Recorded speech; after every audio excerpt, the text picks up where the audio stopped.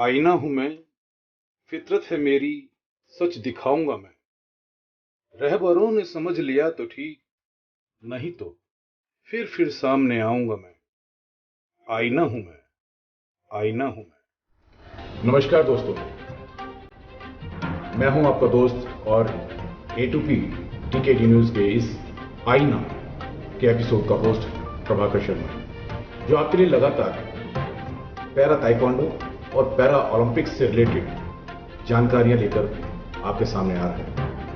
हमने para taekwondo के बारे में लगातार बातचीत की और आने वाले दिनों में भी हम पैरा ताइक्वांडो के बारे में और जानकारियां आप तक पहुंचाएंगे।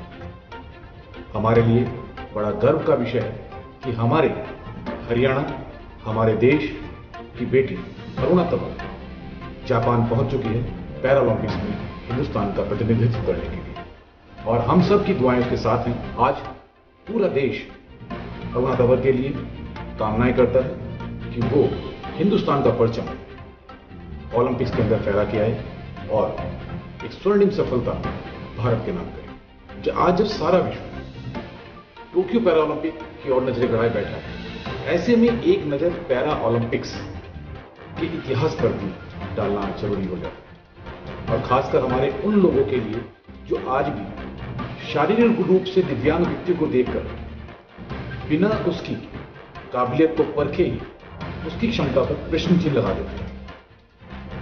वैसे तो पैरा ओलंपिक की आधिकारिक शुरुआत सन 1960 के रोम ओलंपिक के साथ हुई थी, परंतु पैरा खिलाड़ियों के लिए इन खेलों का आयोजन सन 1945 के दूसरे विश्व युद्ध के बाद सन 1948 से किया जाने लगा था। उस समय के घायल सैनिकों को मुख्य धारा से जोड़ने के लिए जर्मनी मूल के लंदन के सुप्रसिद्ध न्यूरोलॉजिस्ट डॉक्टर लुडविग गुटमैन ने अपने हॉस्पिटल में युद्ध में गंभीर रूप से घायल सैनिकों को रिहैबिलिटेशन के लिए खेलों का माध्यम बनाया, जिसके बड़े सकारात्मक परिणाम सामने आए। अब क्योंकि डॉक्टर गुटमैन एक न्यूरोलॉजिस्ट थे, तो उनके पास अधिकतर पेशेंट रीढ़ की हड्डी वाले थे, जो किसी तरह व्हील चेयर के सहारे अपने जीवन को मुख्य धारा से जोड़ने की कोशिश कर रहे थे। तो डॉक्टर गुटमैन ने खेलों के कुछ जानकारों को अपने साथ मिलाया और सन 1948 के मध्य में, जब लंदन ओलंपिक्स के आसपास पहली बार व्हील चेयर खिलाड़ियों के लिए एक प्रतियोगिता का आयोजन कर डाला। इन व्हील चेयर खेल जो खिलाड़ी थे उनमें कुछ महिलाएं भी थी और सिपाही भी थे, जिन्होंने अपने खेल प्रतिभा का जौहर सबके सामने दिखाया। डॉक्टर गुटमैन के इस प्रयास की सराहना वर्ल्ड लेवल पर होने लगी। इसका नतीजा यह निकला कि विश्व भर के दिव्यांग सैनिकों को मुख्य धारा से जोड़ने के लिए खेलों में शामिल किया जाने लगा। 1952 में आयोजित किए गए व्हील चेयर खेलों में अब सिर्फ ब्रिटिश सैनिक ही नहीं थे या ब्रिटिश नागरिक ही नहीं थे, बल्कि डच सैनिकों के साथ साथ कॉमन जो हैंडीकैप्ड प्लेयर थे उन्होंने भी पार्टिसिपेट किया। और इस तरीके के जो रेगुलर आयोजन थे उसका असर ये हुआ कि इंटरनेशनल ओलंपिक कमेटी ने 1960 के रोम ओलंपिक्स के में जो पैरा ओलंपिक्स थे उनको भी शामिल कर दिया।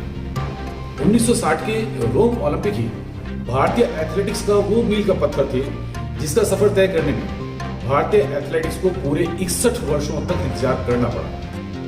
जी हाँ, 1960 के रोम ओलंपिक ही वो खेल थे जिसमें हिंदुस्तान के सबसे बेहतरीन धावक उड़न सिख मिल्खा सिंह जी ने सेकंड के कुछ हिस्से से कांस्य पदक गंवा दिया था। जीवन पर्यंत या कहूं तो अपने स्वर्गारोहण तक एथलेटिक्स में एक अदल मेडल की आस संजोए रखने वाले उड़न सिख मिल्खा सिंह को इसी माह टोक्यो में संपन्न हुए ओलंपिक 2020 में भारतीय भाला फेंक नीरज चोपड़ा ने इतिहास रचते हुए एथलेटिक्स के ट्रैक एंड फील्ड में भाला फेंक स्वर्णिम श्रद्धांजलि अर्पित की है। यह हम सबके लिए बहुत गर्व का क्षण है, लेकिन इसे मैं थोड़ा दुर्भाग्यपूर्ण ही कहूंगा कि जितना प्रयास जनरल ओलंपिक्स को प्रसिद्धि दिलाने के लिए किया गया, यदि उसका 50% भी पैरा ओलंपिक्स पर किया जाता तो न सिर्फ हिंदुस्तान बल्कि संपूर्ण विश्व के देशों में दिव्यांगों का जीवन स्तर आज अलग ही ऊंचाइयों पर होता है। हालांकि भारत में बदलती राजनीति और कुछ नया करने की इच्छा शक्ति के चलते विगत कुछ वर्षों में न सिर्फ इन पैरा खिलाड़ियों अपितु आम जनमानस को भी ध्यान में रखकर विभिन्न प्रकार की योजनाओं और कानूनों को लागू कर दिव्यांगों को मुख्य धारा से जोड़ने का काम तेजी से किया जा रहा है। फिर चाहे वो सदियों से प्रचलित अपंग शब्द को जड़ से समाप्त कर दिव्यांग जैसी श्रेष्ठता का एहसास ही क्यों न हो। हालांकि अभी भी कुछ राज्यों में इन पैरा खिलाड़ियों के साथ भेदभावपूर्ण रवैया अपनाया जा रहा है। सरकारें सूखे आश्वासन के अलावा कुछ देने को तैयार नहीं दिखाई दे रही। वहीं हरियाणा सहित कई अन्य राज्यों में अब पैरा खिलाड़ियों को बड़ी प्रतियोगिताओं की तैयारी से लेकर उनके सुरक्षित भविष्य के लिए योजनाओं पर अमल किया जाने लगा है। हालांकि समय समय पर केंद्रीय सरकारों द्वारा पैरा ओलंपिक्स एवं अन्य विश्व स्तरीय पैरा खेलों में उत्कृष्ट प्रदर्शन करने वाले खिलाड़ियों को अर्जुन पुरस्कार, खेल रत्न पुरस्कार और पद्मश्री जैसे पुरस्कारों से भी गौरवान्वित किया जाता रहा है। परंतु विषम परिस्थितियों में उच्च श्रेणी के आत्मबल का परिचय देने वाले इन जीवंत नायकों को सामाजिक स्तर पर आज भी कितनी पहचान मिल पाई है, यह मंथन का विषय है। नीरज चोपड़ा का स्वर्णिम ओलंपिक सफलता से 2 ओलंपिक पूर्व, मैं पैरा ओलंपिक की बात कर रहा हूं, पैरा ओलंपिक में विश्व रिकॉर्ड बनाने वाले 40 वर्ष के विश्व चैंपियन दिनेश झांझरिया को कितने लोग आज हिंदुस्तान में जानते हैं। झांझरिया जी को भी छोड़ दीजिए, 1972 के पैरा ओलंपिक के स्विमिंग में देश के लिए पहला इंडिविजुअल स्वर्ण पदक हासिल करने वाले,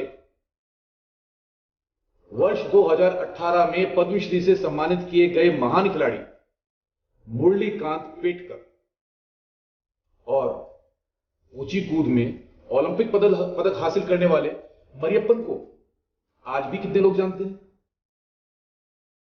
किस कक्षा के खेल सिलेबस में इन जैसे महान खिलाड़ियों के जीवन अथवा पैरा खेलों के विषय में पढ़ाया जाता है। किस फिल्म निर्माता या निर्देशक ने इन जैसे खिलाड़ियों के संघर्ष को पहले पर्दे पर उतारने की हिम्मत जुटाई। जब विश्व स्तर पर देश और प्रदेश का नाम रोशन करने वाले खिलाड़ियों को आज भी अपने आवाज उठाने के लिए धरने प्रदर्शन करने पड़े, तो ये भेदभाव नहीं तो और क्या है। मैं A2P TKD न्यूज के सभी दर्शकों से एक निवेदन करना चाहूंगा कि आपको अपने आसपास के क्षेत्र में जब भी कोई दिव्यांग मिले, आप उसको मुख्य धारा से जोड़ने के लिए खेलों में हिस्सा लेने के लिए जरूर प्रोत्साहित करें। हो सकता है अगला एशियन चैंपियन, अगला वर्ल्ड रिकॉर्ड चैंपियन या अगला पैरा ओलंपिक मेडलिस्ट आपके अपने क्षेत्र का हो। धन्यवाद।